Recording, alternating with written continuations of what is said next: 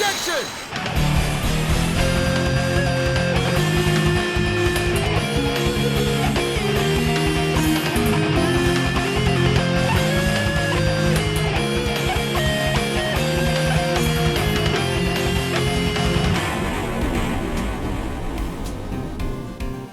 So, before I get into the actual review of Make Your Mark Chapter 5, there's a few videos I want to get out first, analyzing the various aspects of the recent release. As per the title, today we're going to discuss something that the fans have been wanting to know for some time about G4 and G5. That being, finally seeing some form of a timeline established from the time of Twilight's rule to the current time of G5 Equestria. With how Equestria has changed, fans have speculated that it's been hundreds or even thousands of years since Twilight's rule.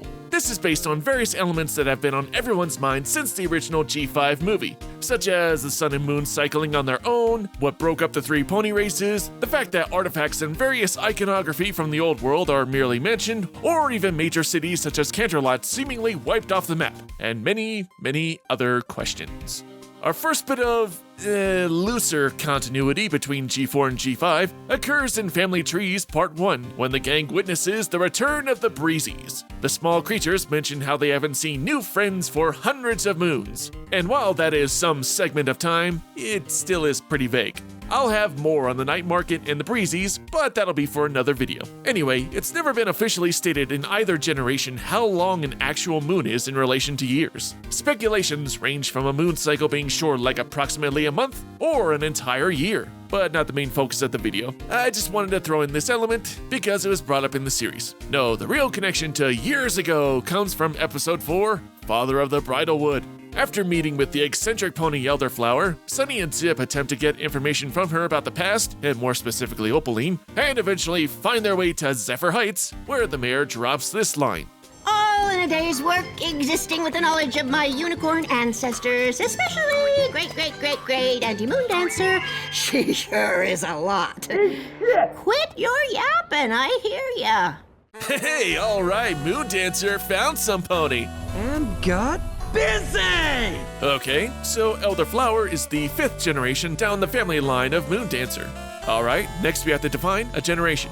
How long is that? Well, it depends on how productive the family was. But generally, a single generation can average between 15 to 30 years. Plus, we'll also take into account of Elderflower's age, which we can estimate based on her design to maybe early to late 60s. Along with that, we'll also take into account some family not being as productive, having children later on in life. Finally, going back to G4, we'll use the time frame of fully realized Twilicorn seen in the last problem, and the fact that Elderflower's other story about Twilight and Opaline's past also includes Luster Dawn. Now, finally, with all that being said, what is our reference of time between G4 and G5? Approximately 75 to 150 years with a leeway of up to 200 years.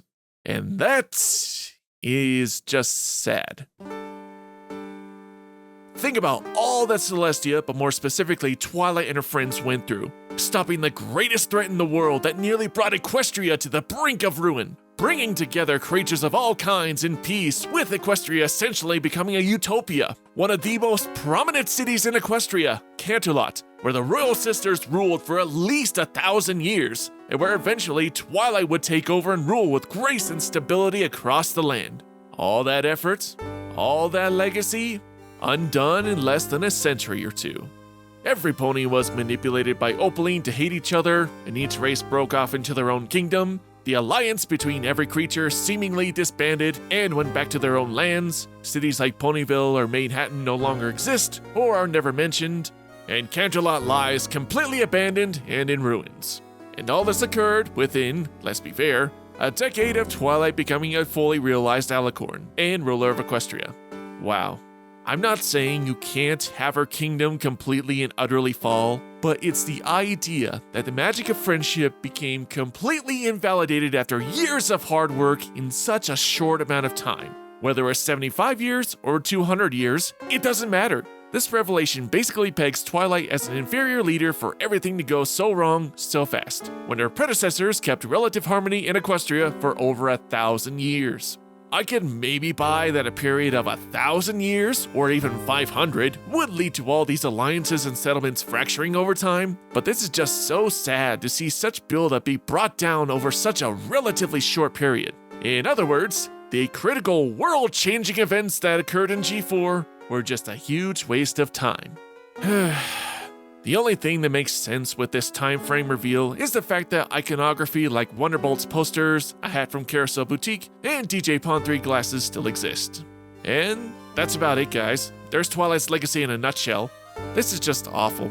The timeline should have just been left ambiguous. But no, G5 wants to connect as much as possible to G4 without thinking about how it could conflict with that generation's lore.